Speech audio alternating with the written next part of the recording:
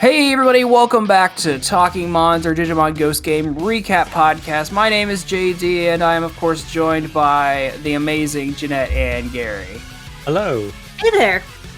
And today we're going to be tackling episodes 27 and 28, Monsters, Beauty Serum, and Face Taker. I don't know, I feel like these are kind of fillery episodes, except for like one part, but like not really, I don't know. I'm just kind of like okay on these episodes. I don't know how you guys feel, but I'm the same. But the Face Taker fight was really good. Yeah. Well, we'll start off with episode 27, Monsters Beauty Serum, which is just a really weird episode.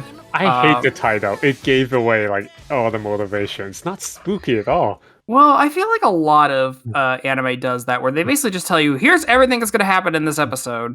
But yeah, so the main Digimon threat this time around is Digimon called Splashmon, who is this big... Honestly, he strikes me as like he could have been one of the spirits in Digimon Frontier. Like he could have been like the alternate water spirit or something. But yeah, he's a big water man. And he's going around turning people into water that he then absorbs into himself because he says that like their fear makes him more beautiful, I guess. He's going to shine more. It's all kinds of gross the way it's animated. It looks like some unsightly fluids. But yeah, it's just like kind of a weird thing. And then like the way they beat him at the end is like kind of a really quick...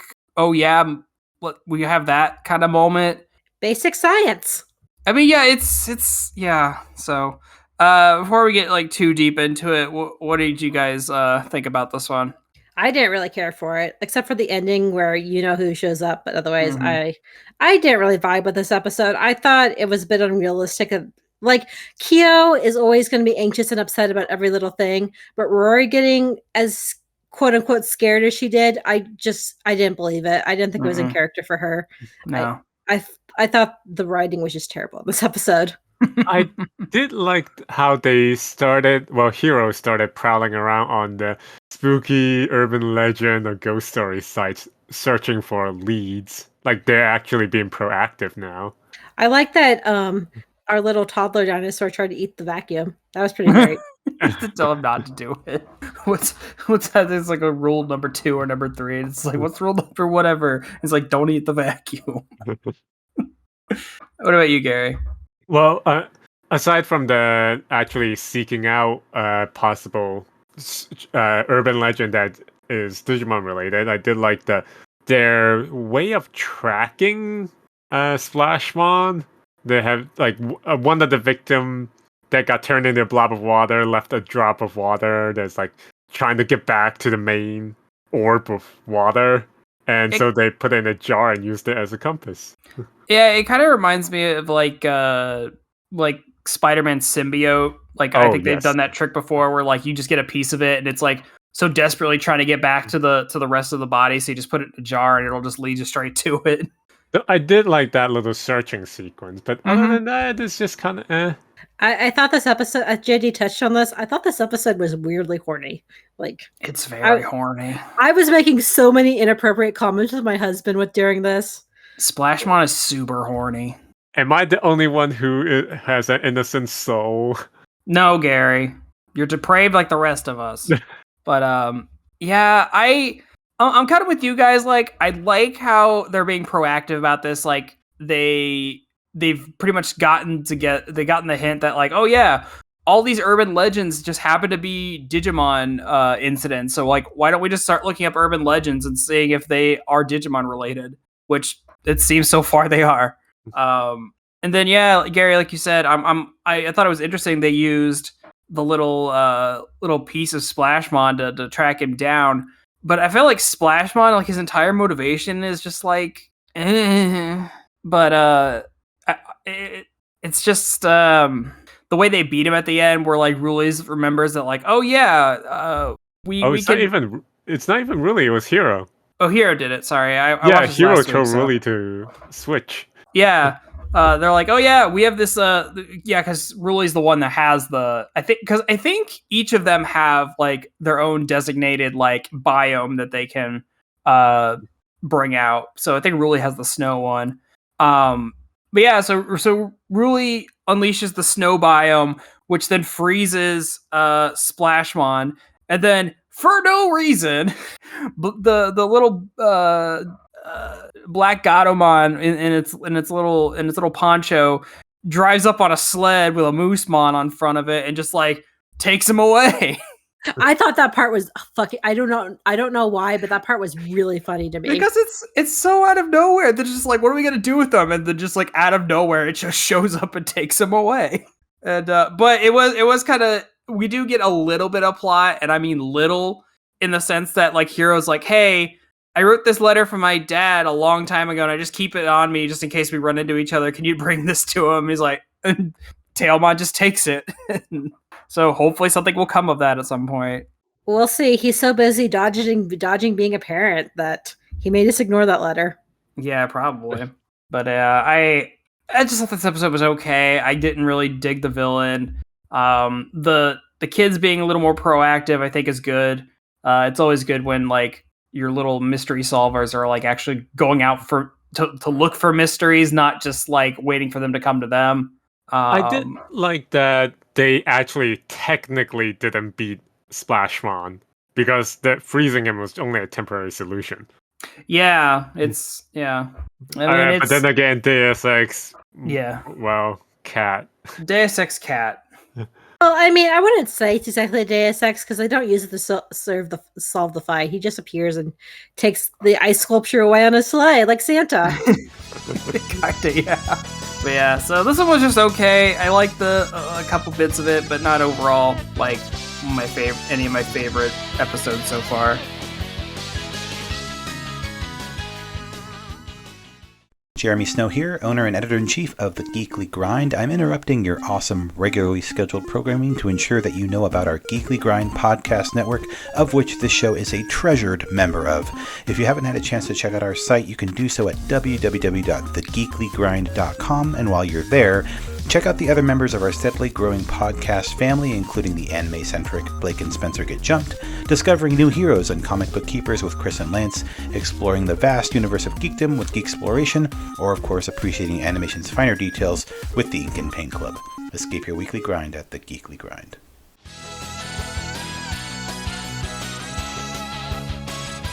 Okay, so that'll bring us into episode 28, Face Taker. So this was a interesting episode.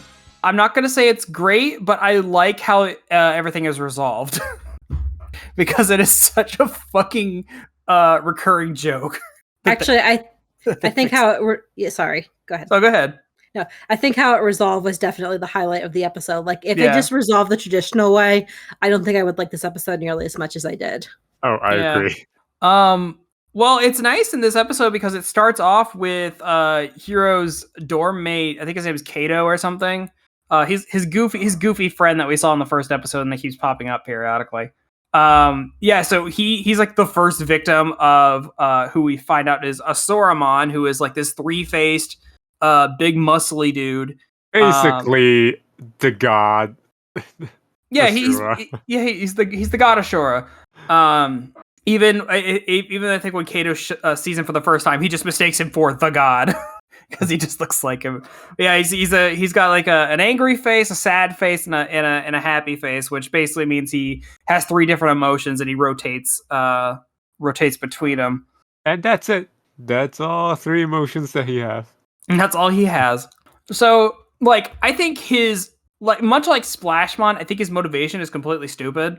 Because basically what he's going around doing is taking the faces of people, which then he like is able to experience their emotions. So like he ends up taking all three of the main kids' faces as well as a couple other people. And yeah, so he's just like experiencing their emotions through like with Ruli. He what does she get with Ruli? I forget exactly what the was it courage? Yeah, it was courage. He gets courage out of Ruli. I forget what Kyo gives him. Fear. Absolute fear. Gives him fear. And then he fucking gets Hero. And it's such a it is so in character what he gets from Hero and what comes of it. But we'll talk about the very ending in a sec. I have to say, I got a big kick out of this episode because I've just recently gone back to the Miitopia for the Switch game, which the bad guy in that steals Mii's faces and puts them on monsters. I don't know. I just thought the timing of that was hilarious because I haven't touched this game in like a year and I picked it up, and this episode is this week when I've picked it back up. Interesting. What a coincidence. Go ahead, Gary. Sorry. I was a little, I wouldn't say disappointed, but I was kind of expecting when the gang went to investigate the cemetery, I thought that they would pick up that little doll that their dorm mate was very excited about. I thought they might try to do something with it and bring it back, trying to cheer him up. Like, the people who have their faces taken just kind of sits there with a mask on their face. And if you lift off their mask, no eyes, no nose. It's just kind of creepy. Yeah, it is creepy. But I thought they would do something like that to try to get him to eat, because he wouldn't even eat. Like, he has no motivation, no energy to do anything. They're basically vegetables. Yeah. Yeah. I think, Gary, you're giving this series just a tiny bit too much credit. I guess so, especially he's a side character. Yeah, which I have a really out there theory that Kato is going to get a partner at some point. I don't know why. I just think like the team is going to expand out to the more than just the main three at some point. I think it's going to end with the Digimon in that like little tavern or something getting paired up with the various characters we met throughout the show. Maybe. Could see that. But yeah, something interesting that we do learn from this episode is that Gamamon's ultimate is on a timer. Is that actually a timer, or like maybe is it other factor? Because I was thinking about that too. Because this, I know anime fight scenes timing are really stretched or squished depending on what they need. Mm-hmm. But like I remember in the previous episodes where the ultimate form shows up, it's longer than what we had right now in this episode, in this fight scene. Yeah, I'm not really. I took it as a timer. I don't know because didn't really say, because they were all so confused. So basically, it's like, okay, Kano Weissmon comes out for like the third episode in a row. And well, not third. He didn't appear last episode. Oh, that's true. He didn't fight Splashmon, did he? Which I'm glad. Right. But anyway, Kano Weissmon comes out. He tries to fight Ashuramon, and they're just like shooting lasers and shit at each other. In a really well animated fight scene. Yeah, like the fight so scene's the fight scene's great. But yeah, at some point in the fight, like the Digivice like overloads or something, and like he has to revert back a stage, which this does confirm that he does not have to be Beetle Gamamon to go to Kano Weissmon. He could be any of his champion forms to do it, because we get to see him from Chaos Gamamon. So that was an interesting thing, and I hope that they look more into that about like, is it a will or a spirit kind of thing? Is he on a timer? Like, is he too powerful that he can't just like be out all the time? I'm not really sure. So I hope they explain more about that. And yeah, I guess we can talk about how. So. If you've been watching this show, you know the running joke that Hero basically has the inability to say no to people. And so basically anytime anyone asks him for a favor, like they even like make fun of it earlier in the episode where it's like, hey, I thought your dorm mate was supposed to be on cleaning duty. He's like, nah, he asked me to take over for the week, so I've been doing it. And he's like, oh man, he just can't say no. And I like that just becomes plot relevant. Because, Azuramon gets, like, Hero's face, and we're like, oh shit, well, he's got all three kids' face, we're kind of screwed. But I like that Angoramon knows that, like, wait a minute. And then he just starts asking, because Azuramon has Hero's face on, he's just like, hey, let everybody out. And he's like, okay. And then he does it. My favorite moment is the moment the viewer just realizes what's going to happen. You're like, "Ah, yeah." And he just keeps like telling him to do all this stuff, like just to like put everybody's faces back, let everyone go, and like set everything right, and then like, okay, now give my friends' faces back, and he just keeps doing it. And then he's like, then once Azoramon's back to normal, he's like, wait, what the fuck just happened? I also do like that it ends in that ending where Agoramon's like, "Come hang out in the little tavern thing with us. You can experience emotions and make new friends that way without walking around stealing people's faces." Right. Which he was a holy terror. He went on a really huge streak stealing stuff. Oh yeah, he was he was on his way to like a soccer stadium to like still steal an entire stadium full of faces. But thankfully they caught him right as he was about to walk in. Yeah, I did think. like. Oh, sorry. Go ahead. Go ahead, Gary. Well, I did like how after Vice Canonmon, is it? Kano Weissmon. Kano Weissmon. Oh my god. Okay, after Kano Weissmon de-evolved, Hero basically stood in front to try to save. Wait, which Gamamon is that? It's Kaos. Kaos Kaos is the Gamamon. blue one. Yeah. So he basically stood in front of him. So I think I like seeing that in Hero, even though that the whole after getting his face taken is kind of like a happy coincidence that it happens. I'm glad that it was Hero who stepped up to defend his Digimon. Yeah, for sure. Yeah, it's the kids in this one are a little more like willing to like step in front of their Digimon who are hurt to like defend them, whether or not that's gonna end up getting them hurt. So I've been it's been nice to see that. Yeah. Also, with when Asurumon did take Hero's face, he immediately stopped fighting. It's like, look, man, if you want to be Hero, you're gonna get Hero, who is like he's kind of a pushover most of the time. There's one little thing I'm sure Jeanette loved it as well, was how Jellymon just basically after Kyo. Oh my god, I'm terrible with names today. You're okay. Yeah. Kyo. So, yeah, after Kyo got his face taken, she refused to go fight because she needs to take care of him. She draws a face on him. Aww. Really good face, by the way. And then, like, as soon as she's done, he gets his face back, so it's just on him. My husband got a kick out of that, to be honest. He thought it was pretty funny. Yeah. I didn't really like.